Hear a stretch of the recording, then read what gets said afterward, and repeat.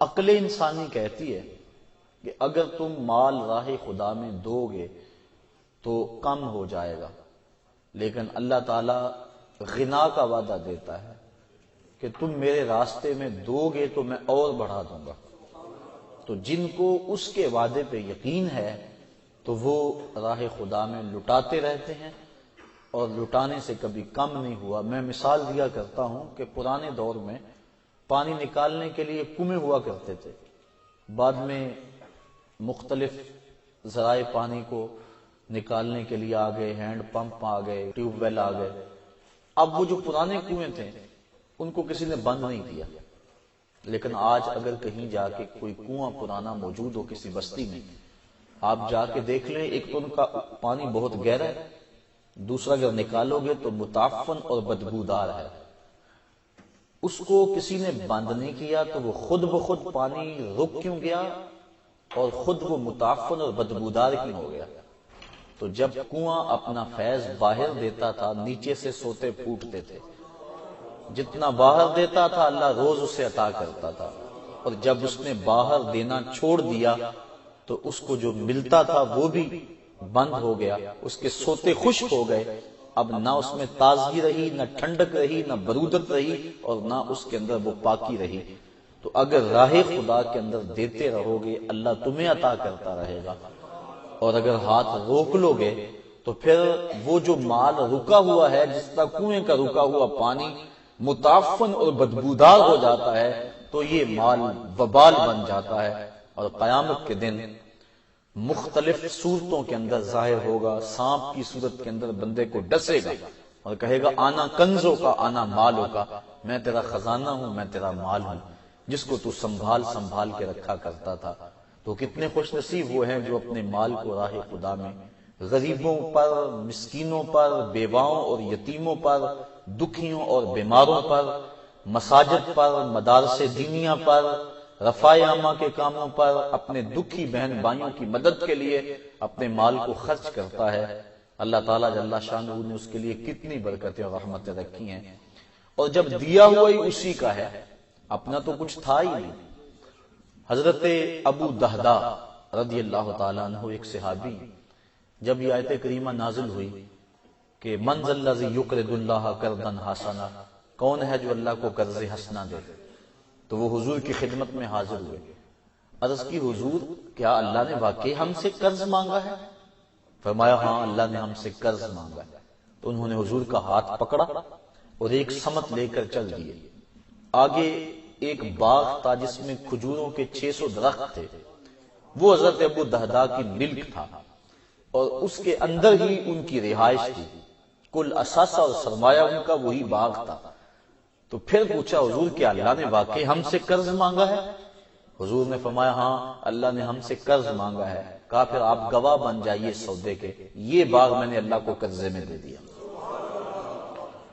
اور اب اس باغ کے اندر داخل نہیں ہو رہے، بلکہ باہر کنارے پہ کھڑے ہو کے اپنے بچوں کو اور اپنی بیوی کو آواز دیتے ہیں یا ام دہدا، اے دہدا کی امی، بچوں کو لے کر جلدی باہر آ جاؤ، یہ باغ اب ہمارا نہیں رہا، میں نے اللہ کو دے دیا۔ اب وہ پاک باز خاتون، اس کا جذبہ دیکھیے، اس نے جلدی جلدی سامان سمیٹا، جلدی جلدی بچوں کو لیا اور باغ سے باہر آ رہی ہے۔ یہ نہیں کہتی کہ ابو دہدا تم نے کیا کیا، یہی تو ہمارا کل سرمایہ تھا، اب کہاں جائیں گے، بلکہ اس کے لبوں کے اوپر یہ لفظ تھے رابح بیعو کا یا ابا دہدا، رابح بیعو کا یا ابا دہدا، دہدا کے ابو تو نے بڑا نفع والا سودا کر لیا، تو نے بڑا نفع والا سودا کر لیا۔ تو یہ اہل تقوی کی صفت ہے کہ وہ راہ خدا میں خرچ کرتے ہیں، اور راہ خدا میں خرچ کر کے اگر خوشی ہو تو یہ علامت ہے تقوی کی۔ بعض وقت مجبوراً خرچ کرنا پڑ بھی جاتا ہے ریا کے لیے، نمائش کے لیے، لیکن وہ جو اللہ کی راہ میں خرچ کرتے ہیں محض اللہ کی رضا کے لیے، اور جب اللہ کی رضا کے لیے خرچ کیا جائے تو پھر قلب کو فرحت ملتی ہے، اور خصوصاً جب انسان پوشیدگی سے خرچ کرتا ہے۔ یہ بات ذہن میں رکھیں، راہ خدا میں پوشیدگی سے خرچ کرنے کا بھی حکم ہے اور اعلانیہ خرچ کرنے کا بھی حکم ہے، لیکن جہاں کسی شخص کی عزت نفس کا سوال ہو وہاں خفیہ خرچ کرنا اعلانیہ خرچ کرنے سے کئی درجے فضیلت رکھتا ہے، اور جہاں ترغیب مقصود ہو وہاں اعلانیہ خرچ کرنا زیادہ فضیلت رکھتا ہے۔ مثال کے طور پہ کسی ادارے کے لیے، مسجد کے لیے، یا کسی ایسے شخص کے لیے جس کا نام سامنے نہ ہو، اگر فنڈ مانگا جائے اور ہزاروں لوگ بیٹھے ہوں تو ایک بندہ اس نیت سے کہ میں دوں گا اور مجھے دیکھ کر دوسرے بھی ترغیباً دیں گے، تو پھر اس کی نیت ریا کی نہیں ہے، اس کی نیت لوگوں کو ترغیب کی ہے۔ اور حضور علیہ السلام نے غزوے کے لیے، ایک جہاد کے لیے فنڈ مانگا تو ایک صاحب اٹھے اور انہوں نے حضور کی بارگاہ میں اپنی استطاعت کے مطابق مال پیش کیا۔ جب وہ اٹھے تو ان کے دیکھا دیکھی کافی لوگ اٹھے، انہوں نے مال پیش کیا۔ اس موقع پہ حضور نے ارشاد فرمایا، من سنّا فی الاسلام سنتا حسنہ، جس نے اسلام میں اچھا طریقہ رائج کیا تو اس کو اس کا ثواب ملے گا، اور جو اس کو دیکھ کے عمل کرتے ہیں ان کا ثواب بھی ان کو ملنے کے ساتھ ساتھ اس کے نامہ مال میں بھی درج کر دیا جائے گا۔ تو اگر یہ مقصد ہو، لیکن یہاں کسی کی ذات کا مسئلہ ہو، محلے میں کوئی غریب ہے، بیوہ ہے، یتیم ہے، تو اگر ان کو اعلانیہ دیا تو پھر ان کی عزت نفس مجروح ہوگی، اس لیے وہاں حکم یہ ہے کہ وہاں خفیہ دیا جائے۔ آج کل تو رواج بن گیا ہے نا کہ کسی کو عید کے موقع پہ آٹے کا ایک پیکٹ بھی دینا ہوتا ہے تو اخبار نویسوں کو بلایا جاتا ہے، فوٹوگرافر کو، کہ ہماری تصویر کھینچو، اخبار پہ لگے کہ ہم غریب کو دے رہے ہیں۔ غریب کی غربت کا اشتہار لگایا جاتا ہے۔ اللہ کے محبوب علیہ السلام ارشاد فرماتے ہیں 7 اشخاص ایسے ہیں قیامت کے دن جب کوئی سایہ نہیں ہوگا اللہ انہیں اپنے عرش کا ٹھنڈا سایہ نصیب فرمائے گا۔ ان میں سے ایک شخص فرمایا رجل تصدق بصدقۃ فاخفاها حتى لا تعلم شماله ما تنفق يمينه، کہ جس آدمی نے صدقہ کیا اور ایسے خفیہ انداز میں کیا کہ دائیں نے خرچ کیا بائیں ہاتھ کو خبر نہ ہو سکی۔ فرمایا قیامت کے دن جب دھوپ کڑک رہی ہوگی اور کسی کو کوئی سایہ نہیں ملے گا، ان 7 اشخاص میں سے ایک یہ شخص بھی ہے جس کو اللہ اپنے عرش کا ٹھنڈا سایہ نصیب فرمائے گا۔ تو خفیہ کسی کی اعانت کرنا ایک تو ریا کا شائبہ ختم ہو جاتا ہے، اور ویسے بھی ریاکاری کو شرک اصغر کہا گیا ہے۔ اللہ تعالیٰ قیامت کے دن ریاکار جب اپنے عمل کو پیش کریں گے، مالک میں نے فلاں عمل کیا، تو اللہ ارشاد فرمائے گا تم نے میرے لیے تو کیا ہی نہیں تھا، تم نے تو لوگوں کے دکھاوے کے لیے کیا تھا، ان سے داد لینے کے لیے کیا تھا، وہ تجھے مل گئی، جس لیے کیا تھا وہ تجھے حاصل ہو گیا، اب میرے پاس تیرا اجر تو نہیں ہے۔ تو آج ہمارا رواج ہو گیا کہ ہم مسجد میں پنکھا بھی لگوائیں تو تینوں پروں پہ اپنا نام ضرور لکھواتے ہیں، برائے سال ثواب فلاں صاحب۔ اللہ کو نہیں پتا کس کے لیے دیا جا رہا ہے، ضرور لکھ کے لگانا ہے۔ باہر واٹر کولر نصب کرائیں تو اس کے اوپر نام ضرور لکھواتے ہیں کہ فلاں کی جانب سے سال ثواب ہے۔ اللہ کو نہیں پتا کس کی نیت کی ہوئی ہے، یہ اللہ نیتوں کو جانتا ہے۔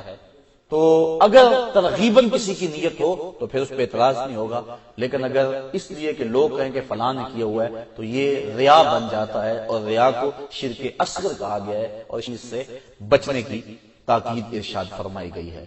تو وہ جو اللہ کی راہ میں خرچ کرتے ہیں متقیوں کی، یہ تیسری صفت بیان فرمائی گئی۔ دوسری صفت نماز کی، بدنی عبادت، اور راہ خدا میں خرچ کرنا یہ مالی عبادت ہے۔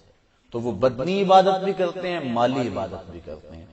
بعض بات انسان 100 نفل سے پڑھنے کا کہا جائے تو ساری رات پڑھتا رہتا ہے، لیکن اس کو مالی قربانی دینے کا کہا جائے تو اس کے لیے وہ ہچکچاہٹ محسوس کرتا ہے۔ شب رات کی ساری رات جاگتا ہے، شب قدر کی ساری رات جاگتا ہے، اور کروڑوں اربوں خربوں ہونے کے باوجود راہ خدا میں لٹانے سے گریز کرتا ہے، محبت زر اس کے سینے میں پیدا ہو چکی ہوتی ہے۔ تو یہ جو قربانی ہے مال کی، یہ بھی انسان کے نفس کے اوپر شاق ہے، اس لیے تقوی اسے نصیب تب ہوگا جب اس کے سینے میں حب دنیا، حب دولت نہیں ہوگی۔ حضرت امام ابو نعیم الاصفہانی 4 صدی کے مجدد بھی ہیں اور محدث بھی، وہ تو بڑا سخت فتویٰ دیتے ہیں، فرماتے ہیں من نظر الی الدنیا نظر الحب اخرج اللہ تعالی من قلبہ نور الیقین والزہد، جس نے دنیا کو محبت کی نظر سے دیکھا اللہ اس کے دل سے زہد اور تقوی کے نور کو کھینچ لیتا ہے۔ تو جس کا اڑنا بچھونا ہی دنیا بن جائے، جو شب و روز رہے ہی اسی ادھیڑ بن میں، 2 اور 2 4 کے چکر میں بس ہم ہر وقت پڑے رہتے ہیں، اللہ کے دیے پہ راضی نہیں رہتے، اس کو دینا تو دور کی بات اس کی راہ میں۔ آج کل بڑا مسئلہ چل رہا ہے کہ پیسے ڈبل ہو رہے ہیں اور ہر بندہ اس بات سے کہ یہ کتنا شدید ترین گناہ ہے. سود کا ایک درہم 70 مرتبہ زنا کرنے سے بھی بدتر ہے. لیکن ہم نے کبھی اس کی پرواہ نہیں کی، بس مال ڈبل ہو جانا چاہیے. اور شب و روز اس کے لیے، حالانکہ فرمایا سود دینے والا، سود لینے والا، سود لکھنے والا، سود کی رقم میں گواہ بننے والا سب برابر ہے. تو آج جس طرح سے ہم دولت کی خواہش کے اندر پگھل رہے ہیں اور شب و روز ایک کیا ہوا ہے، اور ہمیں یہ یاد ہی نہیں ہے کہ ہم نے اللہ کے حضور بھی پیش ہونا ہے، تو پھر راہ خدا میں دینے کا جذبہ کیسے پیدا ہوگا؟ حضرت اقبال کہتے ہیں دولت کی جو محبت ہے زکوٰۃ اس کو تلخ کر دیتی ہے، اس کو جلا کے خاکستر کر دیتی ہے. راہ خدا میں جو دینے کی ترغیب ہے، اس سے جو محبت ہوتی ہے دولت کی دل میں پیدا ہونے لگتی ہے، اس میں کمی آتی ہے اور وہ ختم ہوتی ہے. اس لیے تقویٰ تبھی نصیب ہوگا کہ جب انسان راہ خدا میں خرچ کرے گا، اور اگر وہ جوڑ جوڑ کے رکھے گا تو یہ توکل کے خلاف ہے. بزرگ فرماتے ہیں کہ مال را طمع مکن، مال کی طمع نہ کرنا، بس اس کے لکھے پہ راضی رہو، طمع نہ کرنا. اور اگر تمہیں ملے تو پھر اس کو منع نہ کرنا، اور اگر لے لو تو پھر اس کو جمع نہ کرنا. نہ طمع کرنا، نہ منع کرنا، نہ جمع کرنا. اور دیکھیے اللہ کی توفیق سے ہی آسودگیاں ملتی ہیں. قارون کے پاس کتنا سرمایہ تھا، لیکن آج وہ زمین میں دھنستا چلا جا رہا ہے. اس لیے دعا بارگاہ عزتی میں مانگا کرو کہ اللہ دولت عثمان عطا کرے، دولت قارون سے محفوظ رکھے. اس دور کے مسئلے تو ہیں.